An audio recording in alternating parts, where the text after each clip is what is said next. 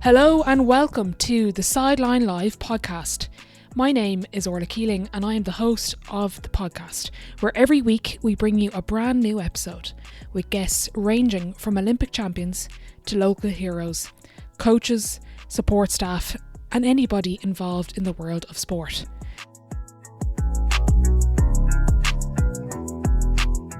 Each week we will dive into different topics, including current affairs in sport, identity, skill, mindset, coaching, and also shine a light on those flying under the radar. So tune in for brand new episodes, new stories, and new insights you've never heard before.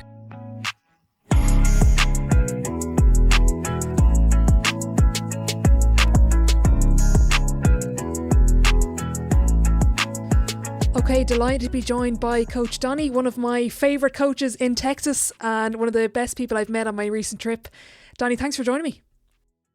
Thank you so much. This is excited about this, and again, just from our time together, uh, your experiences and your passion for coaching and helping people, man, I'm excited. So appreciate the invitation. Yeah, well, I have to give a shout out to JP for connecting us both before my trip down to Austin and kind of developed this kind of connection. And also you connected me to Coach Hootie in Yukon, which is another episode that people have listened to as well. So a lot of different connections, but all stemming from Irish basketball, which is pretty cool. Give us your elevator pitch, Coach. What do you do? And for people who don't know you.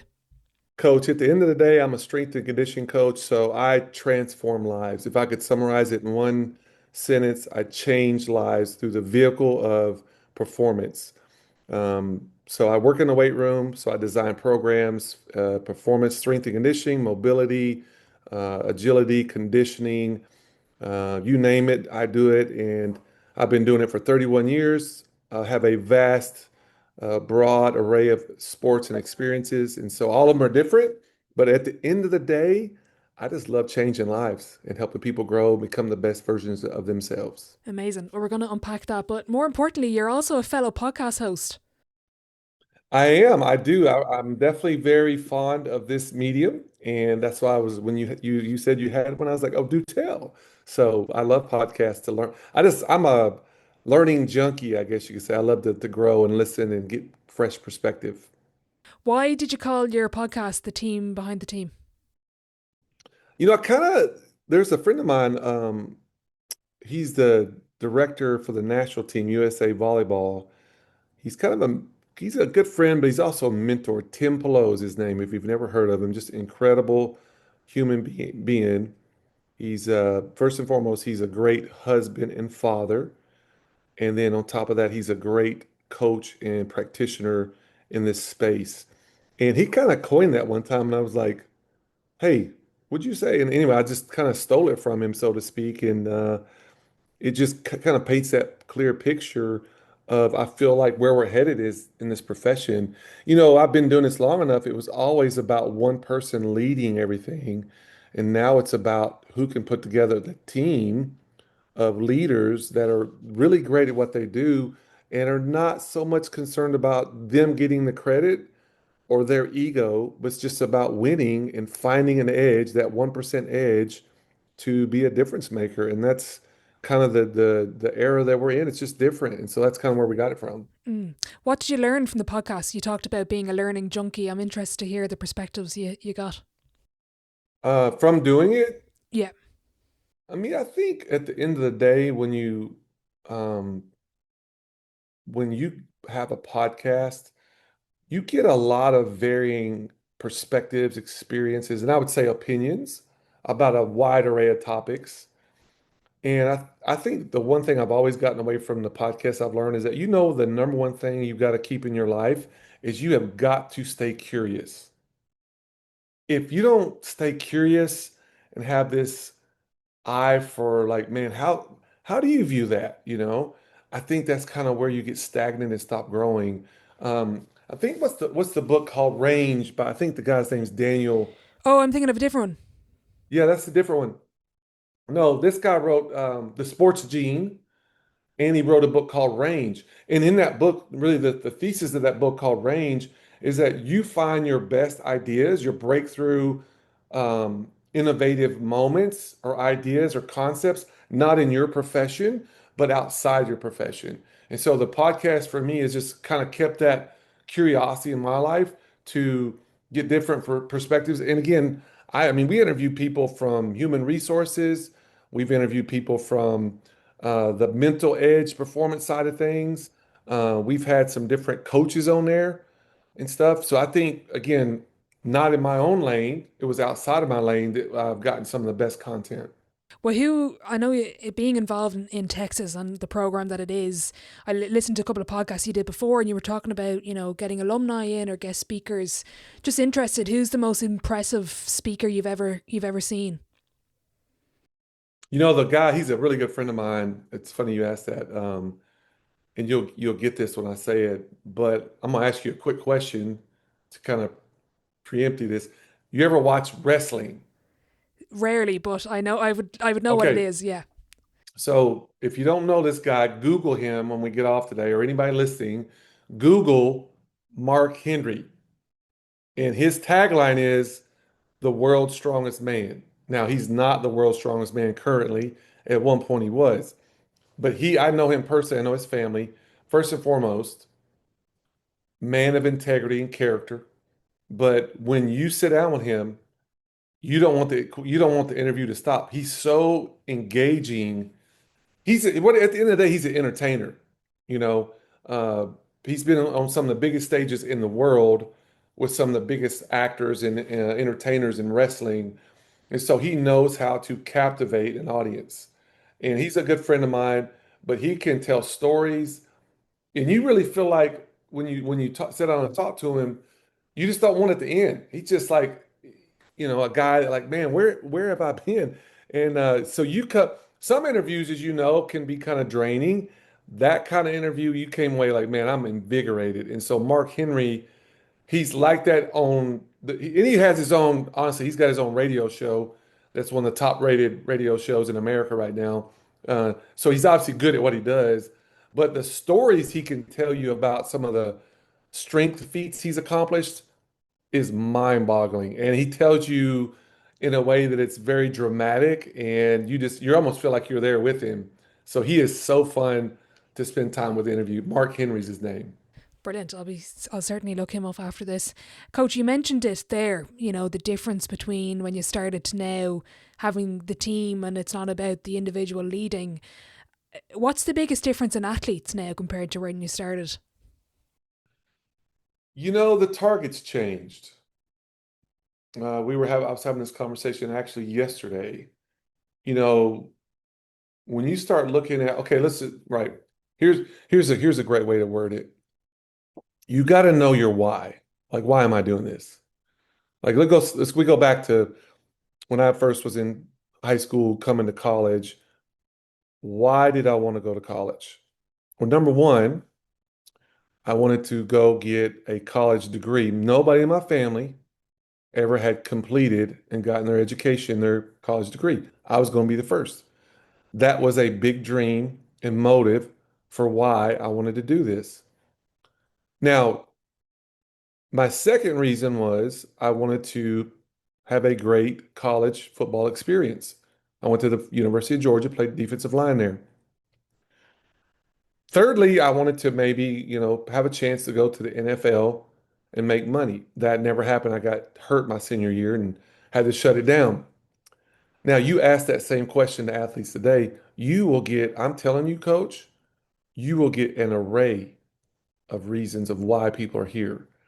Some of them will be some of what I said, but I would say the current landscape, the majority of them are chasing a brand, are chasing money, and chasing a platform, right? It's all about the followers, the money, the contracts you can sign. I know this is kind of the cliche buzzword, it is very transactional. You may only have an athlete. The average contract for men's basketball in college sports right now is currently as short as 6 months, but the average contract is 10 months. You're not changing a lot of lives with that. Their salary is anywhere from 200,000 all the way up to 3 million in those contracts. So some of them are getting paid really well. So it's very transactional. I have a buddy of mine, he's a director of operations for a very prominent football team here in the US. I talked to him 6 months ago, and here's what he said. He goes, man, he goes, it's so different. Now parents, you used to have parents over because you wanted to show them a good time, whether it's recruiting or whatever. Now parents call and they want to know when they're getting their check because they're living, their kids are playing and they're relying on that kid's money that they're getting on their check to support them at home. So now it's about where's my money versus like, what can I do to develop character, toughness? Uh, what can I do to build a brighter future for somebody? I mean, money obviously gives you a brighter future, obviously. Hopefully it does, but it's no longer about the transformation. It's about the contract, the money, the brand, and what are you doing for me? It's becoming more selfish. Mm. What's it like to experience that? And just a minute for away from your role currently in a college, but as a former collegiate Division One athlete who played football, to see that landscape change, and how do you find that as an athlete, a former athlete? I have two responses. This is a really good question, actually. I have two responses.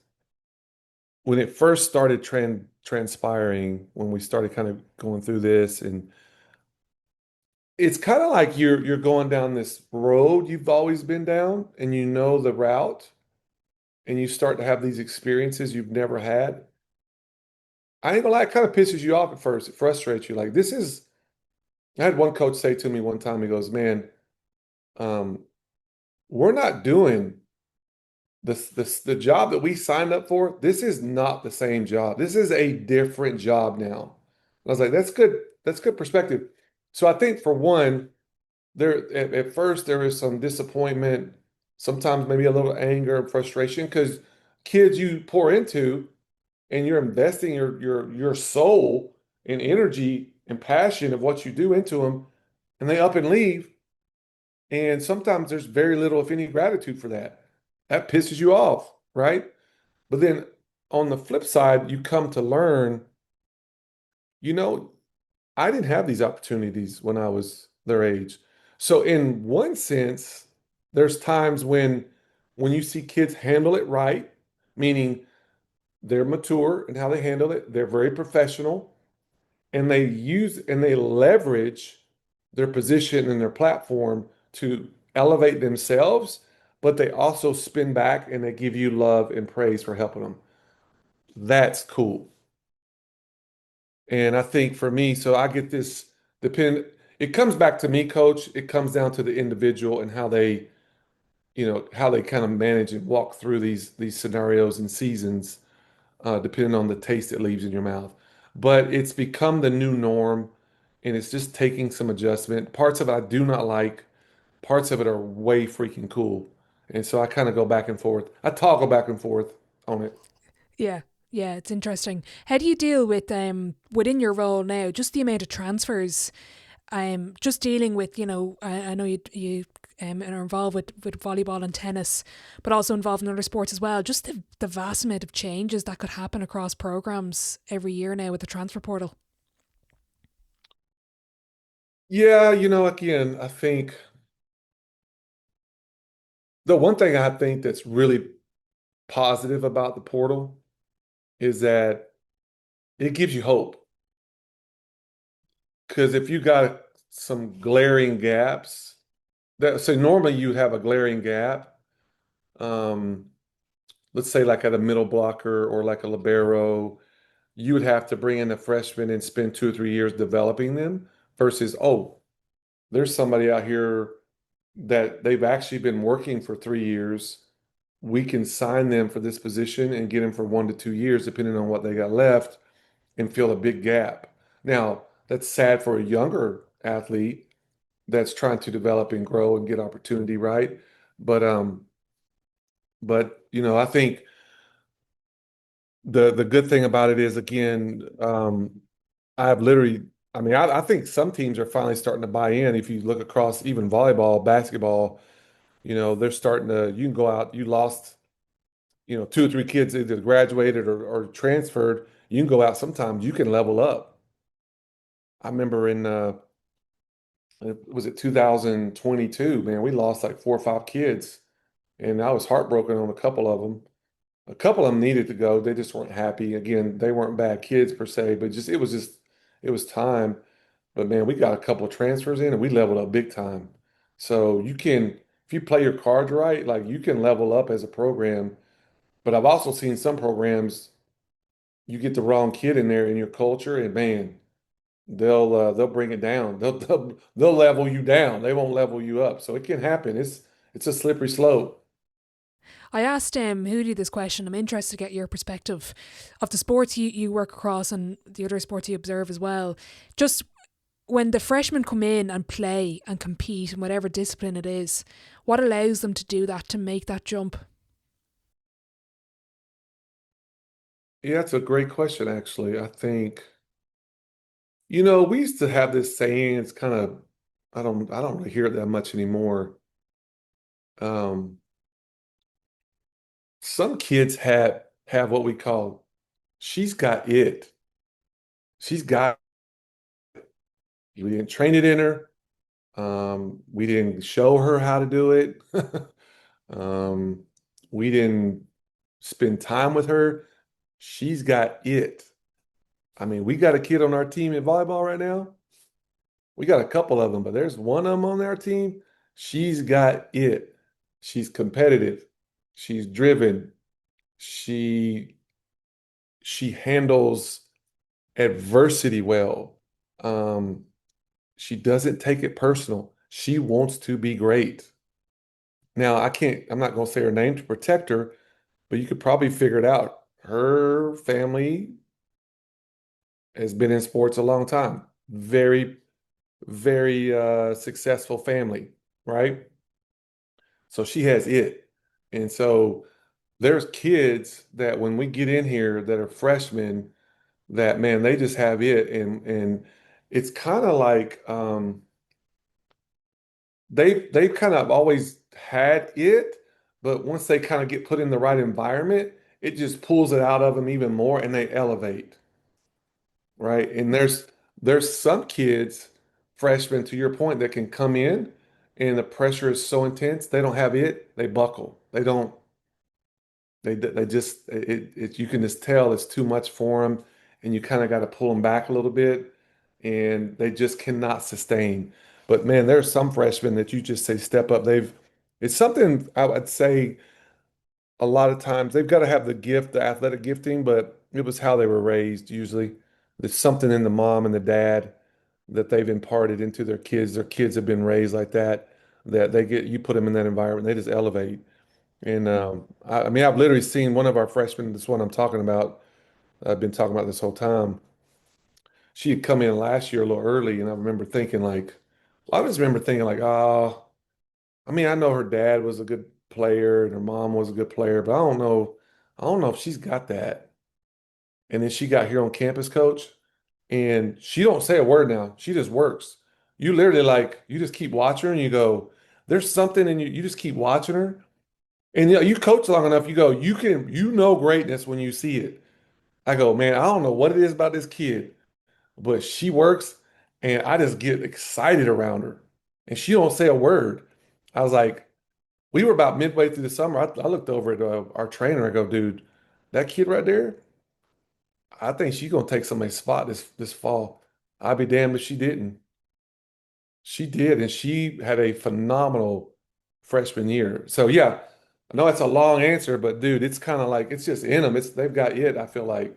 Yeah. No, I love it. This is what I love talking about on the podcast. Like you mentioned a couple of traits. Like, can you describe the it factor? You mentioned attitude, competitiveness. Obviously, this is when they have the athletic ability, when everyone's kind of on the same page. What's the it factor?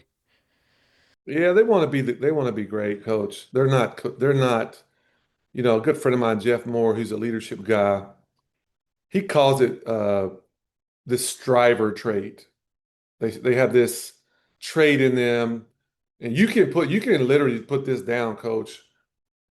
The athletes that are strivers, they're never satisfied with being where they're at. They got to get to the next level. Uh, Case in point. If you don't know if you watch Australian Open at all. A little bit. Well, obviously Alcaraz is a beast. He won it.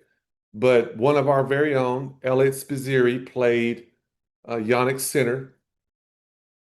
Elliot won the first set. Nobody thought he had a chance. He beat him 6-4, dropped, lost 6-3 second set. Third set, Elliot had him down, I think, was it 3-1? But then Yannick cramps and anyway, I think it was the third or fourth set. He went into a full body cramp and the heat rule saved him. Elliot had him on the ropes. Elliot has this striver quotient in him, this trait. He constantly, he's pissed off. If he's not if he doesn't feel like he's getting better, he gets angry and mad. He just goes back to work. This is a guy that I would see him get beat in a match at Texas. He'd go out after he got beaten for the next hour. He'd hit forehands or backhands and work on whatever he got beat on. Nobody told him to do that. But you see it. He's a pro now. He's a young pro, and he's going to be great because he has this striver thing inside of him to keep leveling up. And so I think it's simple. They got that in them. Love it. I love that answer. I've never heard of that phrase before. I'm definitely going to steal it off your friend. I'm interested when you mentioned your career, coach. You were playing football as a senior and injured, and you were looking to maybe go professional. Just with a lot of younger athletes that listen, and a lot of people that maybe have gone through injury and had to pivot. I'm just interested in the experience and the lessons you've learned from having to pivot from being an athlete to you're still working in sport, but just kind of moving down a different path to what you would have liked to do.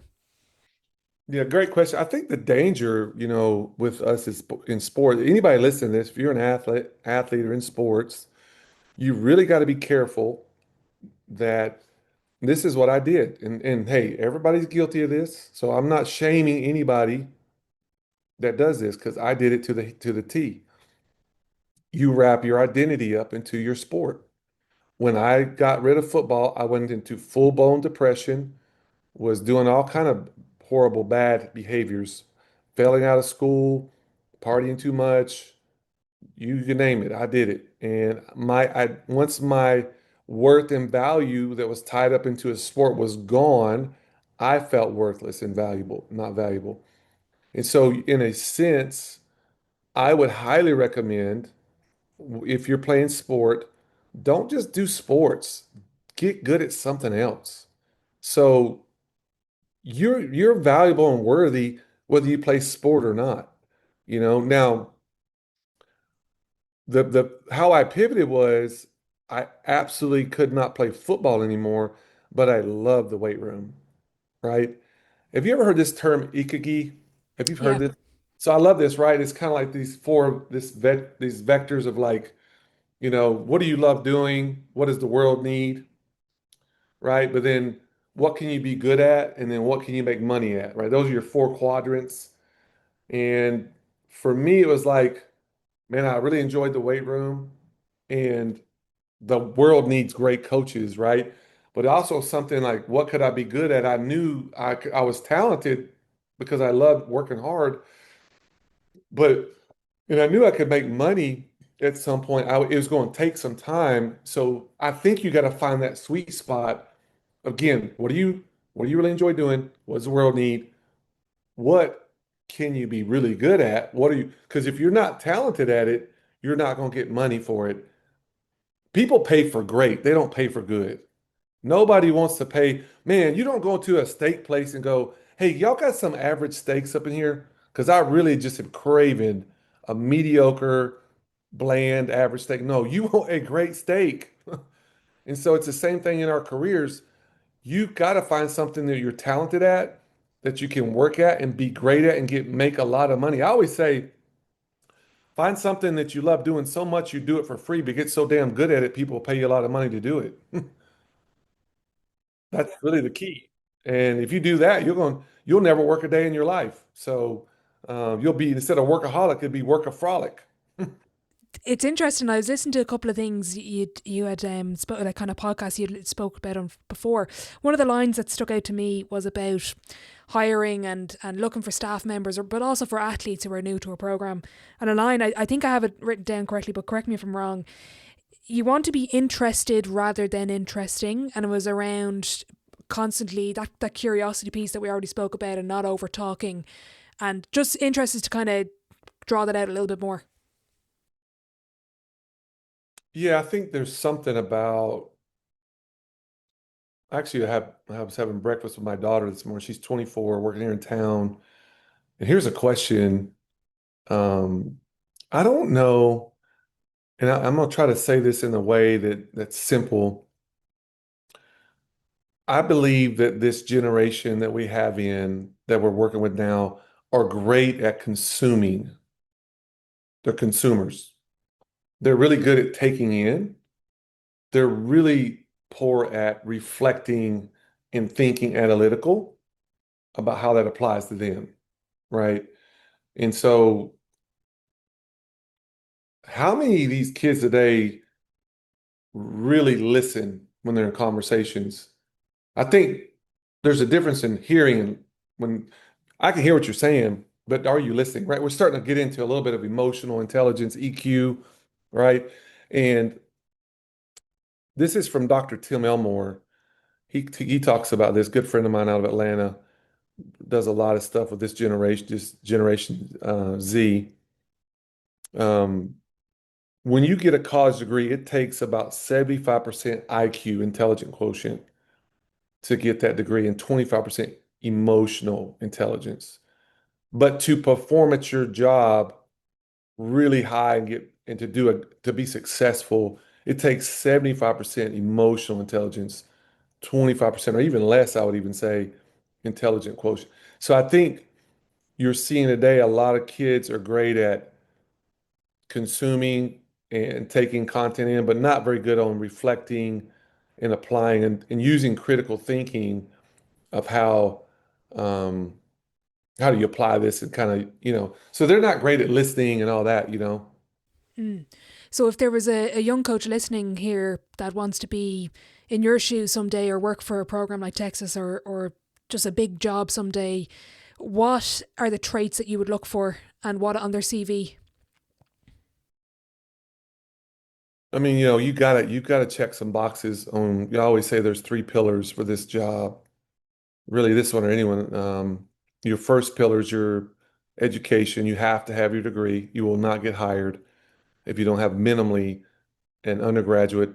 In some cases, you got to have your master's, right? I think secondly, that's your first pillar. Your second pillar is you have got to have work experience in whatever job you're applying for. Like if we have a job opening for track and field, you either need to have run track and field or work with track and field in that setting with a successful track record, meaning at least a year or more. Depending on what level the pay is at and the scope of how high the job is. The higher the job, the more years you need experience. But you need to have at least a year and a half, probably minimal, for people to even take a sniff at you. So one, education. Two, and education also has certifications in that, right? So you have to have your degree and your certifications, or you won't get hired. Two, the work experience. And then thirdly, and I think this one's probably again going back to this generation of kids. I spoke to 25 undergraduate students here working in our marketing department. I asked a simple question: how many of y'all have mentors here? One out of 25, I think, raised their hand, maybe two. It was not that many. And I go, what? None of y'all. I said, why do y'all not have mentors? Right. And so that third pillar is your network. I was like, y'all are in class. I said, y'all want to make money one day, like, and have a good job? Like, every one of y'all should be looking for mentors right now in college, you freshman, sophomore, whatever. You need to find somebody that's further along than you, that's making more money than you, and you need to regularly have coffee or lunch with them and pick their brain and build rapport. I don't care if it's for 6 months, for a year, if it's for life. And so, you know, your education, I always say this, who you know will get you your first job, but what you know will help you keep your job, right? So if you don't have a network, then you're not going to. So those are the three things I've seen over and over again. And the bigger, the taller those pillars are, the more likely you are to get hired. If you got great education and certification and you got good experience, no network, you ain't getting a job because nobody knows who you are, you know? And so I can have a great network, I can have work experience, no certifications, nobody's hiring. You got to have all three of those pillars to some level to get employed in this profession. It's just not happening without them. Yeah.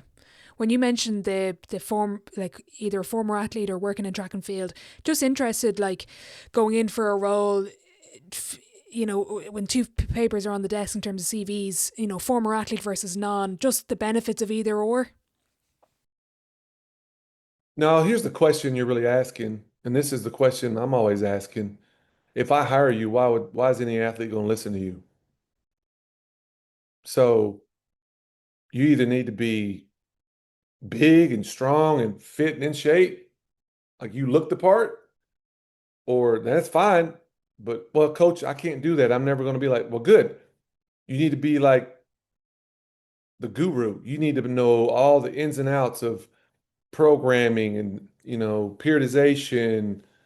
You got to be able to break down technology and data for people to give them to help them unlock their potential.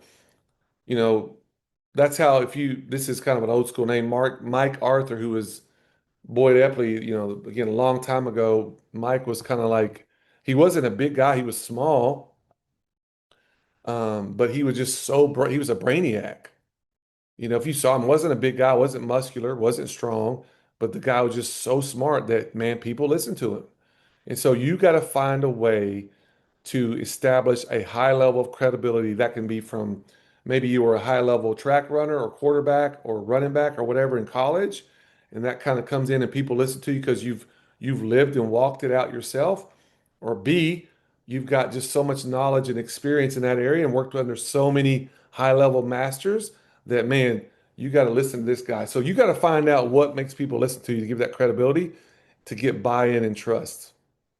How important is communication as a soft skill in the role that you do? Yeah, again, I think communication, right, is I think there's a book out there that I would highly recommend by John Maxwell. The title of it's interesting. Everybody communicates, but few connect. I think communication is definitely can be a buzzword. My thing is there's great communicators out there, but not a lot of people can connect with people. How do you connect with people? That goes back to our earlier conversation in this podcast is you need to be more interested in people than be interesting, right? And so I think number one, I'll never forget this. This is what happened. I'll tell you, this is a funny true story.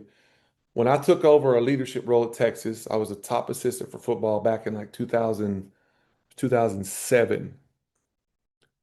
Well, I remember when I took that role over, I said, I want to become a manager and leader that others want to follow, but I want to become that second fiddle, that second person in charge that I would want to hire one day if I was in charge, right? So I'm going to be that person. And so lo and behold, opportunity would present itself. It was National Boss Day here in America. And National Boss Day, just, hey, it's a day you can celebrate your boss. So I went and had our staff go get him a cake and a card, and we all signed just to say, hey, thank you for being a great boss and all you do for us.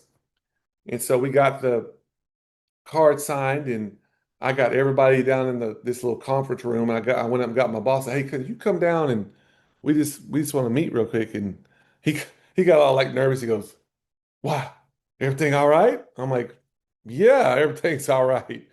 Come on down." So he came down, and man, it blew his socks off. And we just, hey, coach, we weren't mad at you or nothing. We just want to say thank you for all you do, and it blessed him. So I think again, you gotta. Well, I tell that story is you gotta get really good at paying attention to people. Another kind of I don't know if you ever heard this story about um was it Warren, not Warren Bennett. What's the I'm blanking on the guy's name. He's a billionaire. not Bill Gates, Warren Buffett. Sorry, it took a second. This one, it's a famous story, and I might kind of botch this a little bit, but um, this one lady journalist was trying to get an interview with him, and finally she gets in, but she did her homework on him. She found out he likes, I think it was Diet Cherry Coke or something. So when she went in to sit down with him, she sat down and hey, Mr. Buffett, I've been trying to get you for months and finally got you. And she goes, I know you like cherry Coke, so I bought you a cherry Coke. And why? So he says, because he originally said you got 5 minutes. When she brought that cherry Coke in, she goes, you got it. He goes, you got as long as you want. Again, it's a principle of like just having the people skills of paying attention to little things like likes, dislikes, what turns people off. What are some of their idiosyncrasies of how they like to do things? And if you'll study people, that's what great leaders do, right? Um, Great leaders, it's not about the X's and O's, it's about pulling the best out of people, right? I remember Alan Loyal McGinnis wrote a book called Bringing Out the Best in People. And he tells a story of this factory manager. He took over as one of the lowest performing shifts in the whole factory. They just couldn't get him to perform. He walks in one day, doesn't bitch at him, complain, or yell. He gets a big grease board, chalkboard, puts it out in the middle of the factory, and he writes the number 6 on it. That's all he did. Set it right in the middle of the factory. What do you think the workers did? He goes, "Hey, boss man, what's this right here?" He goes, "Oh, that's nothing. That's the previous shift before you guys. They did 6 pallets of whatever they were making. How many do you think they did? More than six. 8. Yeah, he." I got one more story for you. This one, you got me on the little rabbit trail No, here. go for it. I'm loving this. This one guy, again, he sent email after email on trying to get his staff to sign up for these retirement things so they could get money for retirement. Nobody would do it. He bitched at him. He said reminders. He threatened them. Very little compliance. He said, "All right, here's what he did." He walks into the staff meeting one day, takes a bucket of cash, dumps it all over the table. He goes, "You see all this money? I've been telling y'all to sign up for retirement. Every month, y'all are leaving this much money on the table because you don't sign up. What do you think happened?" They signed up. So again, it comes back to this principle of like paying attention to people. What motivates, what gets people to do things, move them to action, and get them to do something that they normally wouldn't. That's what great leaders and that's what great managers do. They pull the best out. And I think when you say pay attention, unfortunately now I think that's turned into you have to go the extra mile. Like when people, like someone reached out to me via social media asking to be a podcast guest, I don't take people on if they ask.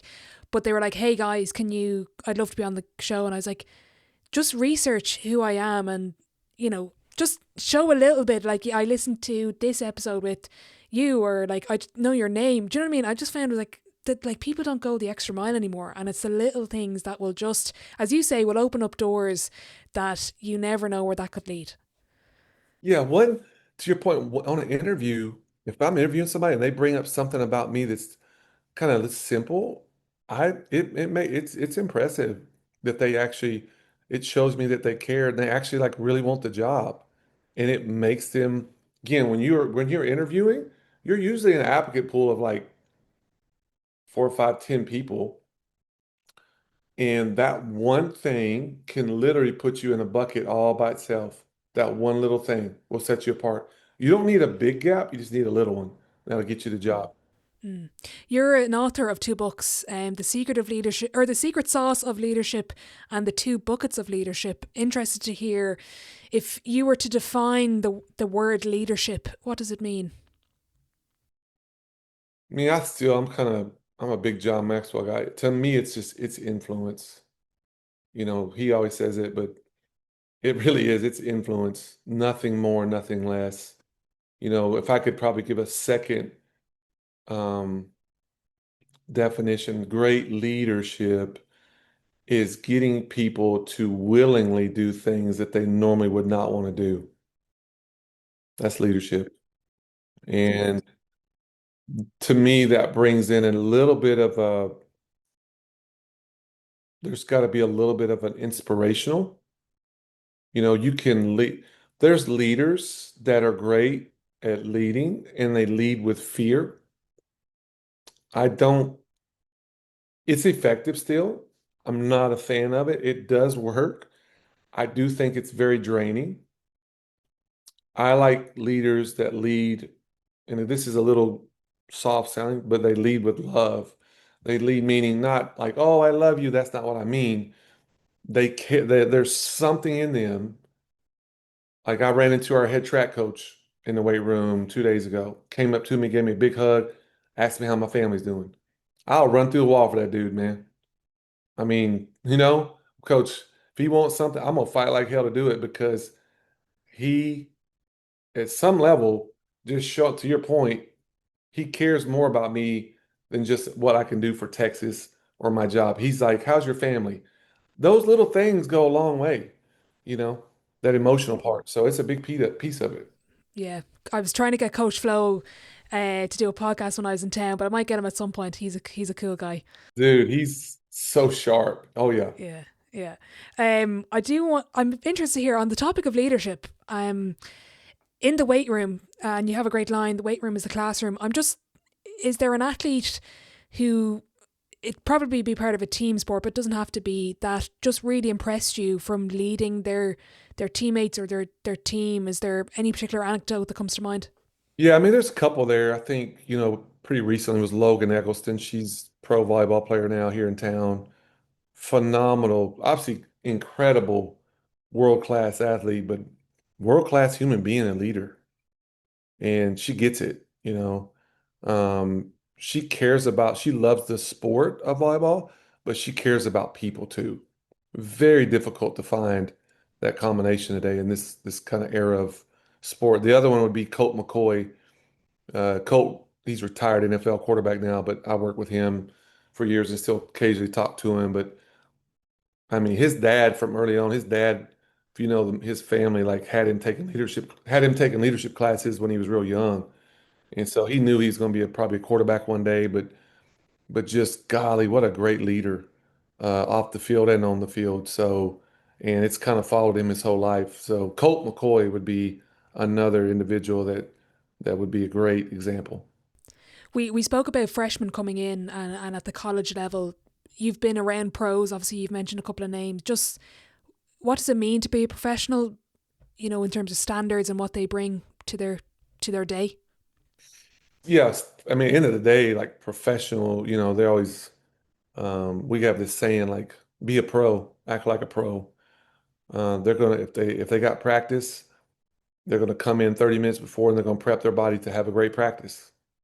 Um, if something is not right, they're gonna professionally speak up and let you know they need something changed. They're gonna be a great advocate for themselves, right? Um, they're gonna be somebody who, when I say be a pro, they're also going to help. They're going to be almost an extension of the coach. They're going to help drive the culture, right? Great professionals change environments. Environments change people. As people change, the standard raises, we win championships. If the coach drives the culture, we're in a bad place. We have a lot of talent, we'll win a lot of games. We will not win a championship. When you have a coach that has the vision and the athlete drives the culture and they're professional, we're going to play for a championship. We may not win it, but we're going to play for one. And that's what you got to have. Mm. What advice would you give any young athletes that want to be at a school like Texas and the SEC? Mm, I mean, at the end of the day, you got to love it. You got to love the game. You got to love the sport. Um, and like, I'll kind of borrow this from Pat Summit. You're going to have to start your own engine. Like if your parents are always getting on you and your coach riding your ass, it's not going to happen. You got to have a dream, you got to have a vision, and you got to be possessed. I always feel like when you see somebody who's really possessed and obsessed with what they want to do, they have that dream, that spark. Um, it looks like they're crazy, but and they're out of balance. But I always feel like the best ones are like that. They don't have to, they get to. Um, they're always kind of trying to figure out what they can do to get an edge, to get a step on somebody. And they're not afraid to work. They understand there's a process to it and they buy into the process and they don't get discouraged if the results don't come as fast as they want or as frequently as they want. They'll buy into the process of becoming a champion, becoming great, and they understand that they enjoy the journey more than they do the destination. I think sometimes the people get infatuated with the destination and that drives them, but I think you've really got, if, as a young athlete, buy into the process of becoming great, and the rest will take care of itself over if you just do that. But if you don't like the process, you'll never reach. If you're talented enough, you'll get that destination occasionally, but you won't stay there for long. I've seen great athletes get drafted first, second round, and they never were individuals that bought into the process. They were talented, and they didn't stay there. They didn't stay there. Yeah, they came down pretty quick because the more levels you go up, it's not going to be easier. It's you're telling me you want to go to another level, it's going to be harder. So you really need to be more bought into the process of what it takes to be great. Mm. I was very lucky. We spent the day hanging out. You showed me around campus, an amazing place, facilities off the charts. For a place like Ireland that we don't have the same budgets and the same facilities, give us a cheap or free way to give your team or environment a professional like feel. A couple ways. I will have some of our former pros come back and talk to them. And it's kind of interesting to see it. I don't know, it changes the whole vibe, especially if they're successful. So I think that's one way if you can get somebody to come talk to your team. Um, I think another cheap way that you can do this is find some way to make that environment competitive, but also celebratory, right? Um, there's a kind of a saying I forget where I got this from years ago, but go where you're celebrated, not where you're tolerated, right? And I think a lot of times when you look at a professional environment, you're dealing with the best of the best. So what do you do with the best? They know how to work hard, but guess what? They celebrate their achievements. And they also honor those achievements.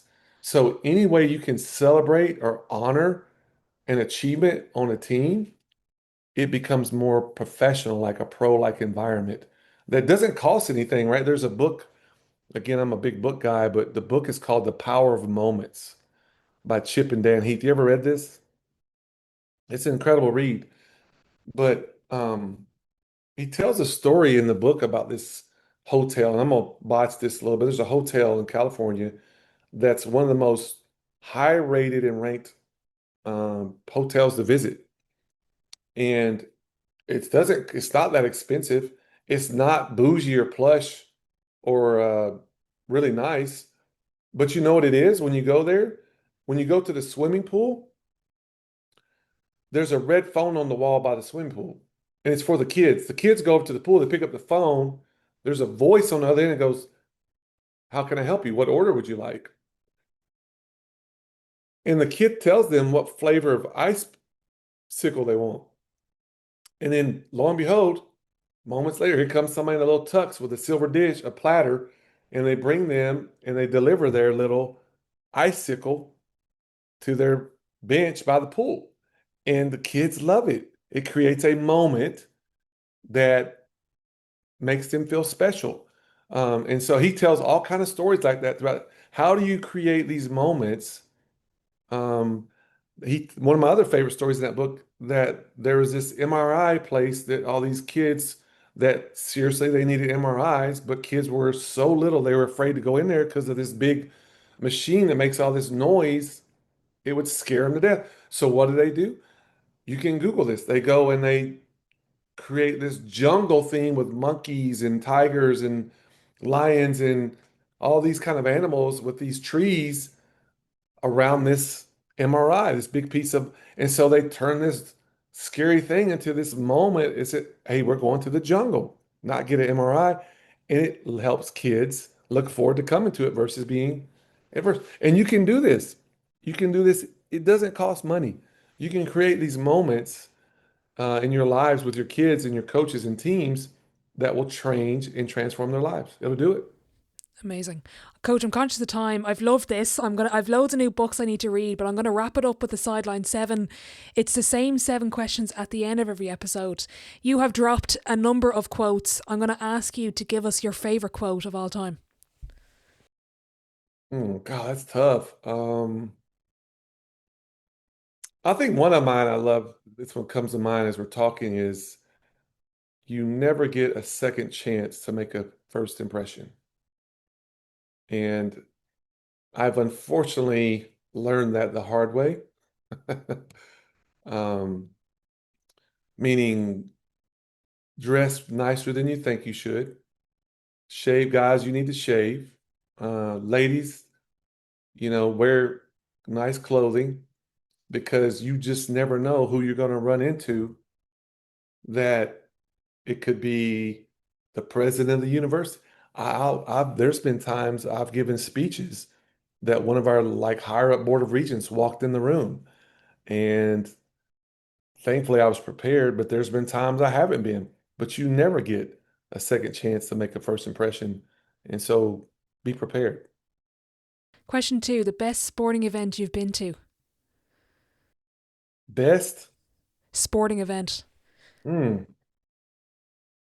This one's going to surprise you maybe. Well, one was the national championship in 2005 when we beat USC. I was a part of that staff and team that year. That was, I don't know too much matches that, but one of the better ones has been the US Open. I went and watched Elliott play. My head coach took me. I was blown away at how exciting it was. It was amazing. I think that one it's kind of snuck up there on me, the US Open, and it was more just the largest of the stage and the level of energy and excitement blew me. I wasn't ready. So yeah. Amazing. Great answer. Question three, the biggest setback or challenge so far in your career, and how did you react to it? Yeah, I was very young coach here at Texas and huge ego, very insecure, got up talking bad about our program, got back to my boss, our head coach. I nearly got fired. And for the next 2 years, I had to eat humble pie, go back to work and win trust. Incredible. It took 2 years fully. I'm not joking. But I learned a good lesson that, you know, you're really, I don't know. I think when you find people that take themselves way too serious, their ego gets out of control, right? I think we all need ego. I'm not your ego. Everybody's got an ego, but just keep it on a leash, and just realize that like the positions we have, we're stewards. We don't own these positions. And if you don't steward leadership is stewardship. If you don't steward your position, you will lose the position. So just keep your ego in check. Mm. The flip side, your biggest achievement to date in or outside of sport? In sport, oh man, what was it? I mean, credentially, I probably when I got my master's with the CSCCA back in 2008. Again, at the time, there wasn't that many of them. So I think that was one that kind of stands out, one of my greatest achievements is receiving that in front of all my peers. And my family was there too. It was in Nashville, Tennessee, where I'm from. It just so happened to be in that city that year. So I don't know, it was kind of cool. All my family could come and celebrate. And it just was a surreal moment that stood out to me. What does it mean to be in your high school Hall of Fame? I spotted that on your Instagram. That's a pretty cool accolade to have. Yeah, it's interesting, right? I don't know. That one kind of caught me off guard. Um, I think the one thing that kind of it means to me the most is that it's really the power of sport. Here I am 30 plus years later, and I'm still being honored and recognized for the investment and the impact I made as a young 18-year-old kid. I think it's even proven to me more how transcendent sport is and the level of that impact. Again, not that people are following me or anything now, but I just think it's kind of what I've always believed, Coach, that sport is the one platform that brings so many people together and it changes lives for the positive. And I think that's what it's meant to me. It's been a cool achievement. So very grateful. Mm. Looking back, what advice would you give your 18-year-old self? Uh, risk more, ask for more to do, um, get out of your office, go pursue great people in great places, even at a young age. Visit great places and pursue great people. Grab a coffee, take them to lunch, beat their door down, work beside them, however you got to get near them. They've already done what you're trying to do. And so if you can get close to them and learn, you will cut that time probably in half, if not even more. And I just did not do that. Nobody told me that when I was 18. And I wish I would have done more what I do now as I've gotten older. I just see the value of it and the impact. And if you can start doing that habit now, you'll be even further along than myself or anybody else as you get older. It'll make a big difference. Question six: dream dinner guests and why? My dinner guests, they got to be alive. Up to you. Pick whoever you want. I mean, I'm a big Abraham Lincoln and I study leadership. If I could go back to have dinner with him, another guy is Martin Luther King Jr. I've read a lot of his book, like just books about him. And I mean, he wasn't, again, he has flaws just like everybody, but I think those are my two. Um, Another dinner guest. I don't know. I think the guy, John Maxwell, I've read all his books, I think. I'd love to just have a chat with him at dinner. Those are probably my three, all leadership guys. Love it. Final question before I let you go. If your life was a book, which someday it should be, what chapter would this be called?